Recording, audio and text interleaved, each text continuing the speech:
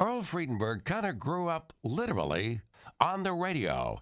You see, his mother Norma played the piano for their church live on WDOD, a station Earl would eventually call home for almost 40 years. On the banks of the beautiful Tennessee in Chattanooga.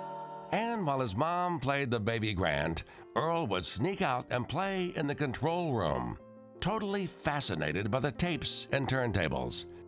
It was then that Earl knew he wanted this.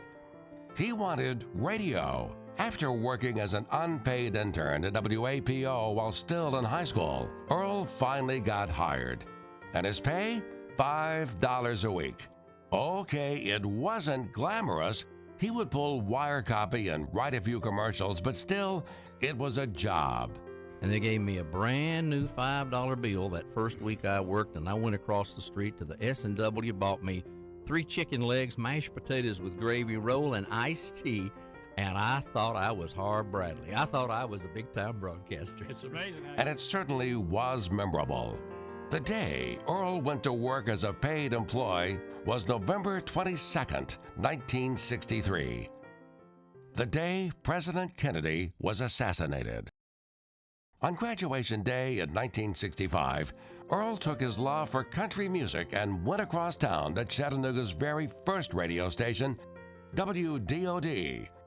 There, he developed his programming skills and deepened his relationship with some of country's biggest stars. I mentioned Ray Conniff a few minutes ago. Yeah. Your music, and of course Ray Conniff's music, kept the easy listening sound alive. A few years later, Earl was at the right age and had enough radio experience to catch the attention of Uncle Sam. As rock and rollers were descending on Woodstock, and America was captivated with the Manson murders, Earl was making his way into the military and taking off for the Armed Forces Radio Network. In 1972, Earl was back from the service and wearing a different hat. This time, he was news director at his old station, WDOD. But in typical Earl fashion, he did more than news. He played music and started the wildly popular talk show, Hey Earl. A chat with Johnny Mann right here on the Hey Earl Show.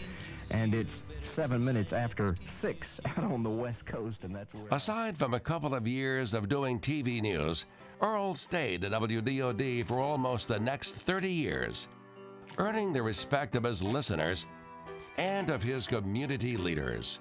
Well, I think Earl's kind of like that uncle that you always see at the reunions. He's just there. He's always laid back, easygoing. He just makes you relax when you're around him. You know, when I think of Earl, I always think of Hey Earl.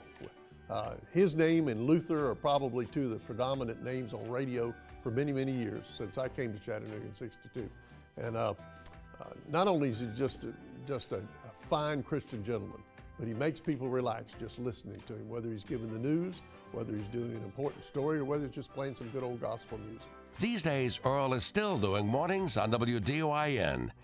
He's still earning the respect of listeners in the Chattanooga area. And as always, Earl is still a man of deep faith. Hey, Earl. You've been a key part of our community, a key part of our church, and a key part of our lives. And what has made you such a key part? It's your commitment to Jesus Christ, your faithfulness to the truth, and your love of each one of us. Congratulations on being inducted into the Tennessee Radio Hall of Fame. He's also earned our respect. And now Earl Freudenberg has earned his place in the Tennessee Radio Hall of Fame.